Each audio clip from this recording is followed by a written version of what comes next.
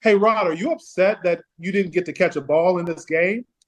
And Rod said, "Man, my Super Bowl ring is going to be the same as John Elway's. It's going to be the same as Terrell Davis. What do you mean am I upset that I didn't catch the ball? We just won the Super Bowl."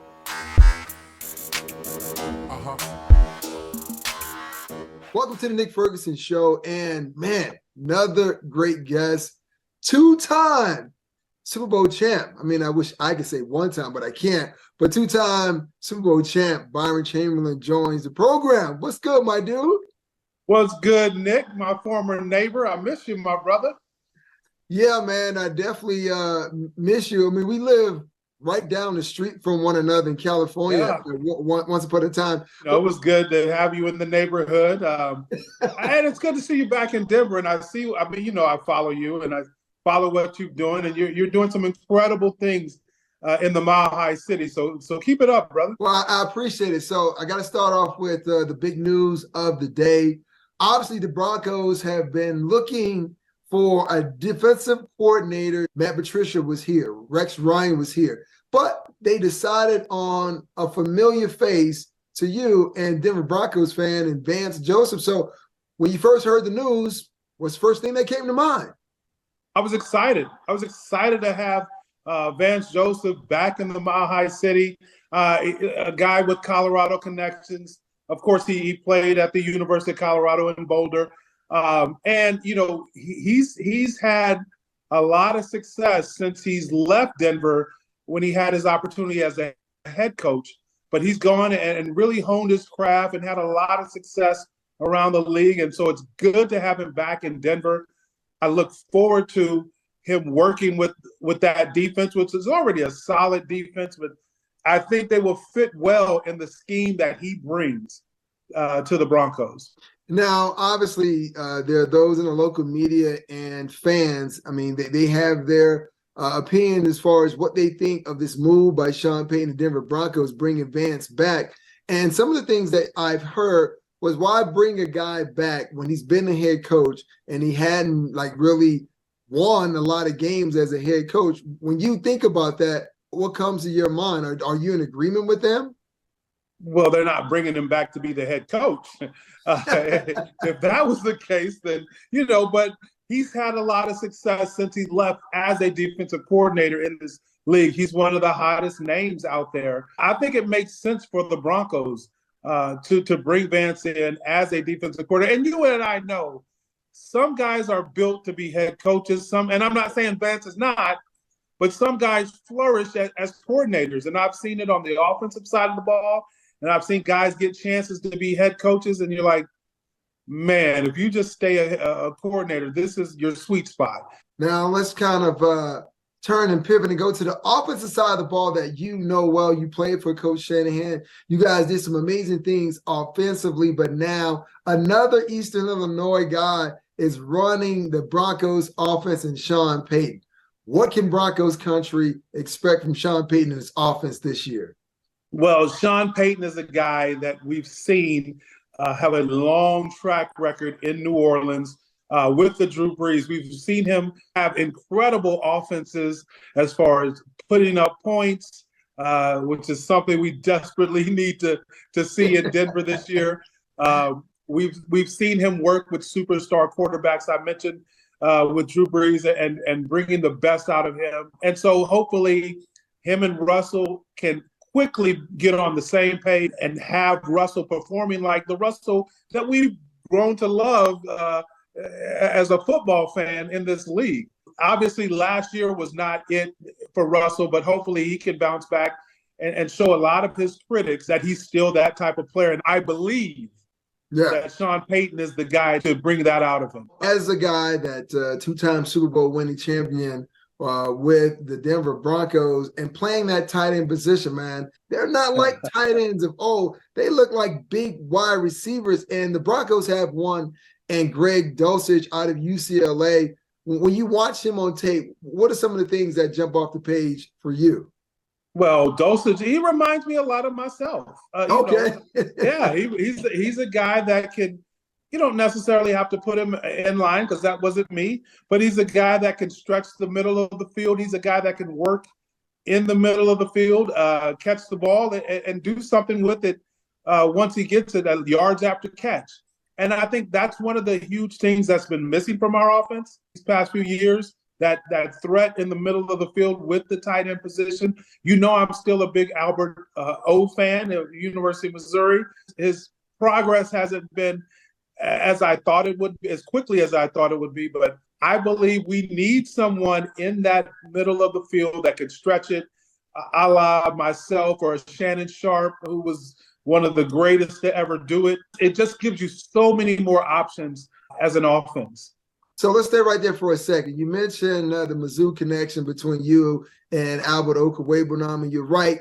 He hasn't really blossomed into the tight end that everyone anticipated that he would. But if you had his ear and you could talk to him, what would you tell him that he needs to improve on to make sure that he gets more playing time this year than in years past? For him, it's just about being consistent. Number one, let's go back. You know, he's got to take care of his body, stay healthy. And you know, as a player, we understand that sometimes that's just the luck of the draw. Right. But also just the consistency. And he's a guy who's made some big plays here and there, and then we don't hear from him for 3 or 4 weeks. He's got to be more consistent, I think, as a producer when it comes to catching the ball, making big plays, being a consistent part of that offense. I think that's the biggest thing for him, just the consistency piece. For me as a defender, there's something that definitely frustrates me about the tight end position. And let me be more transparent and forthcoming about one particular player that happens to play within a division, and that's Travis Kelce. Travis Kelce. I knew you were going to say that. You know, man, I hear all the time, and it frustrates me watching the tape. And it's just like, why is it that guys are having difficulty covering him? I mean, as a guy that played the position, you tell me, is there a way to stop him or slow him down? Well, I think you have just got to put in your head, Nick, that Travis Kelce he may be the GOAT at tight end. Come on, man. It's hard for me to say because I've got a lot of guys who I love at that position. You know, I went to University of Missouri, so Kellen Winslow, the senior, was my guy, and he's the guy who really changed the position. Then I got to the NFL, and I studied under Shannon Sharp, who's one of the greatest. But, you know, Travis, he has a unique ability to run routes as far as route running, as far as deceptive speed. He's faster than a lot of guys think, and he's quicker than a lot of guys think. And he keeps himself in phenomenal shape, even at an advanced age for a football player.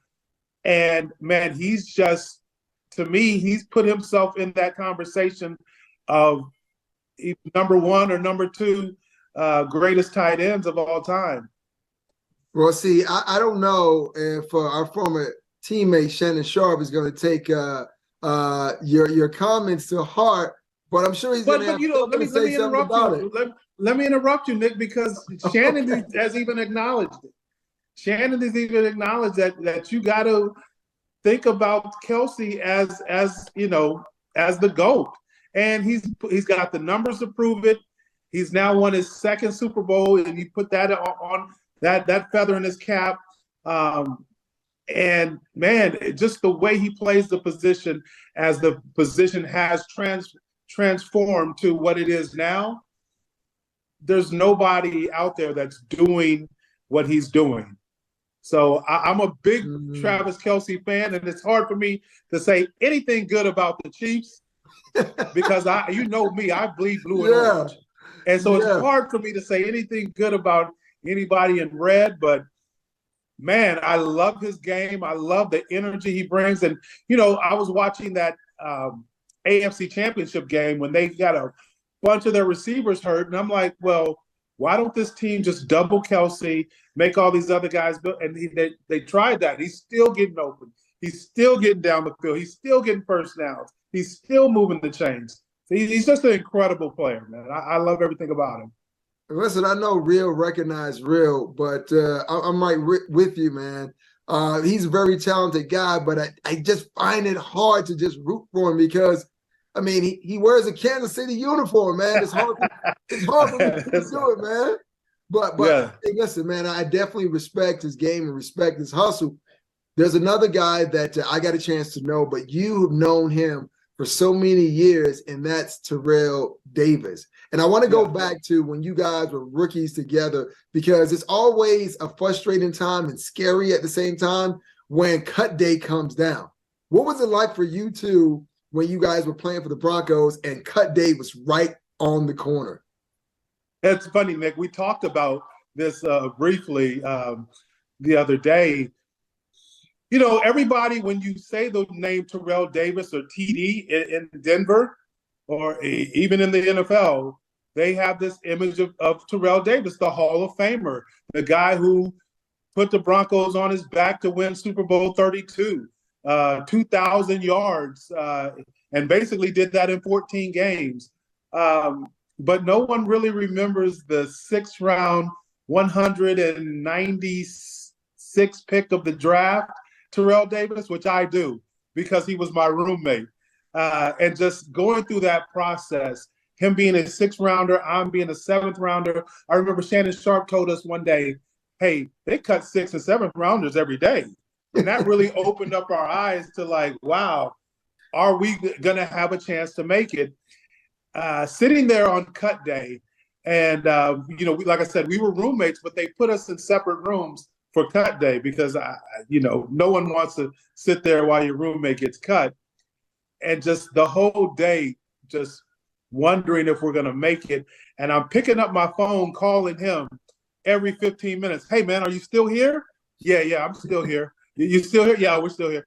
And it got so nerve-wracking. I called him one time. And he yelled at me. He was like, "Hey man, quit calling my phone! Like every time the phone rings, I think it's the Turk that's coming to cut me." And so we sat there for hours and hours that day, just agonizing about making the Broncos. Of course, we both made it, and as they say, the rest is history. But just seeing Terrell be a nervous wreck, but then turning into the player he became was an amazing journey. That I got to be a part of. Well, you know what, man? I know you and Terrell Davis are really connected and good friends, but I don't know, man. I would have had to pull your friendship card if you kept calling me the day that the Turk was lurking around. But Nick, he was calling me too. He's doing the same thing to me. We're doing it back and forth. Hey, man, just worried about, is my friend going to make it? Am I going to make it? And, it was probably the most nervous day of my life. Speaking of nerves, I know Terrell went into the Hall of Fame, and you were in the room with him when all of that took place. Yes. I mean, how nervous were you for him? How nervous was everyone else in the room? And what was his kind of mindset during that time?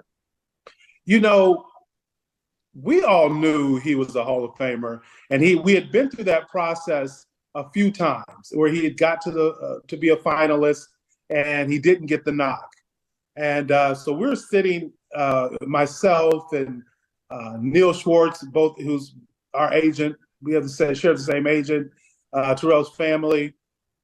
And it was a pretty cool time this time. It was more relaxed than the other times because we kind of figured like it's going to happen. If it doesn't happen today, it'll happen some other time. So we're all sitting around talking, laughing, joking like we always do. And then you hear the big knock, and it's the Hall of Fame knock, and it is definitely distinctive. It was definitely distinctive, especially with what's my man David Baker. David Baker, yes, it was definitely a distinctive knock. And we knew when you heard that knock, you see everybody's eyes light up like, this is it. This is the moment. And just elation in the room. Mike Shanahan, Pat Bowlen at the helm. Everyone knows about this thing called the standard, but they really don't understand what that truly means. So break that down from a player's perspective. Well, I'm going to tell you where the standard started, Nick. Terrell and I were part of Mike Shanahan's first draft class in 1995. And I remember the very first meeting we ever attended with Mike with the entire team, the very first words out of Mike's mouth was, "Men, we're going to do things one way and one way only here in Denver. And they're going to be first class. From the way we practice, to the way we play, to the way where we eat, to where we stay, the way we travel. Everything we do is going to be first class, or we're not going to do it." Those are his initial words in his initial team meeting in Denver. And that started the standard. It literally was about doing everything to the best of your ability, and being held accountable for it. And if it wasn't A+, if it wasn't first class, if it wasn't 100%, it wasn't good enough. And we had everyone in the team buy into that. You had guys, John Elway, Shannon Sharp, Atwater, these Hall of Fame guys who were saying, "Hey, this is the standard. We're going to hold everybody accountable." And I don't care if you're, a special teams guy. I don't care if you're the starting left tackle. I don't care if you're just a practice squad guy. You're going to be held accountable, or you're not going to be here. And the famous quote from our coach, our offensive line coach, Alex Gibbs, "Get good or get gone," because it wasn't going to be, you can just be mediocre and be around here. No, it was about excellence. It was about doing everything first class. And that excellence led to back-to-back Super Bowl victories. But there were some hurdles to overcome before that. You guys became Super Bowl champs, losing the Jacksonville the year before, and it kind of demoralized the team, but it catapulted you guys forward to Super Bowl 32. And in that game, and I have to tell you, I went back and I watched it. There was a similar formation that you guys ran over and over. It was two-back slot, and it seemed as though the Packers never really adjusted to it. So when you guys rolled out that game plan on game day and you saw how effective it was, did you know automatically, like, yes, we're going to win this game? I knew that the Packers had never seen a running game like ours. They'd never seen a team that would commit to running the football like we were committed to running the football. We reminded you of one of those old school, like 80s NFC teams, like, the Washington team with John Riggins or something like that. Yeah. That's the kind of mold we were kind of in. And you speak about that formation. Mike was a genius because he understood that their top two players defensively were Reggie White and Leroy Butler. And if you got in that two-back slot set and put the receivers on one side, the tight end on the other, it forced Leroy Butler to stay on the same side as the tight end, and so we could manipulate having Reggie White, Leroy Butler on one side of the field while we ran away from them, primarily to the left side, the entire game. And if you look at that game, the majority of TD's runs come from a toss to the left or a handoff to the left side. The effectiveness of the run game was basically, like you said, isolating and taking out Reggie White. How were you guys able to do that? Basically, we did it by formation. We put the tight end on his side. We put the receivers away from him. And which also forced Leroy Butler, their strong safety, a Hall of Famer as well, to be on that same side, and while we ran away from their two best players. So essentially, we eliminated two players. Now they're playing with 9. And it schematically, Mike figured it out. And a lot of people throw that word genius around, but Mike, offensively, he's incredible, and he can figure you out. And we always said this: if you give Mike Shanahan 2 weeks to game plan you, you don't have a chance. You don't have a chance. And Mike, like I said, he figured it out. Get in the slot formation, take two of their best players away. I don't think Reggie White registered a tackle the entire Super Bowl 32. I may be wrong on that, but if he had 2 tackles, I'd be surprised. So when you think about the roster and that back-to-back Super Bowl team, usually, we know the names, Rod Smith, Ed McCaffrey. You talk about John Elway, Terrell Davis, Shannon Sharp, but there are always these unsung guys who most fans don't really hear about, but they are big contributors both on the field, but more importantly, in the locker room. So who were some of those guys on that team? Man, Anthony Lynn, former head coach for the Los Angeles Chargers. He was one of our special teams captain. You had guys like Mark Slaughter, and Mark was, he was just great in the locker room. He kept things light. He kept the pressure off of you. The number one guy, though, is Keith Burns. Yeah. Keith Burns was so valuable to that Broncos locker room. He was our other special teams captain along with Anthony Lynn, but Keith kept everything light when things got tense, when the pressure built up. Keith was always that guy that would control the locker room and control the mood of the locker room and kind of had guys, okay, we can relax a little bit. And we could go out and perform our best because we weren't so tied up, we weren't so tense. Keith kind of kept it fun. He was a guy that you enjoyed coming to the locker room early so you could get there and have a good time with Keith Burns. And he was the key literally to our locker room. For you guys, why was having a great core group of guys in the locker room important to you guys and your overall success? Well, let's say this. Like I said, we were talented as anybody else in the league. And you can just go up and down our roster and see that. But you said it. The key, I think, to our team, especially before we won the Super Bowls, was the chemistry and understanding that, okay, we're playing against the Packers. They're the defending champs. But we were in there literally saying, I got to play hard for the guy next to me. I can't let him down.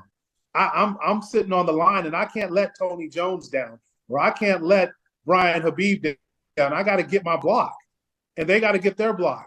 And that's the whole just camaraderie thing. Like, I'm not doing this. This is just bigger than me. It's for everybody else. And so guys were willing to sacrifice for other guys. The biggest thing I remember, because his locker was right next to mine during Super Bowl 32, was Rod Smith. Rod Smith did not catch one single football in Super Bowl 32. And one of the reporters asked him while we're sitting at the lockers, hey, Rod, are you upset that you didn't get to catch a ball in this game? And Rod said, man, my Super Bowl ring is going to be the same as John Elway. It's going to be the same as Terrell Davis. What do you mean am I upset that I didn't catch a ball? We just won the Super Bowl. And so that was the attitude of the entire team. We played for each other. We didn't care who got the glory. We didn't care who caught the touchdown passes or whatever. We were in it for each other, and we were in it to win it. Man, that's what teamwork is definitely all about. Mike Shanahan, big personality. You talked about him, being a genius and how smart he is as a head coach. But give me one Mike Shanahan story that most fans probably don't know. Well, Mike, he's a deal maker. He's a player's coach, first of all. And he has a little tough exterior, but he is a player's coach. And he's a deal maker as long as you're doing the right things. So I remember Mike making a deal with the entire team about, number one, hat day. Hat day. Okay?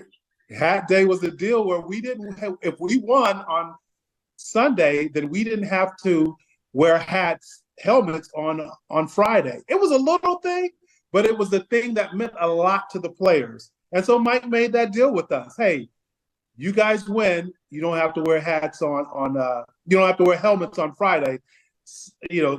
We wind up winning like 18 straight games after that deal was made. The other part of that deal was, if we won, we did not have to come in on Monday. We got an extra day off.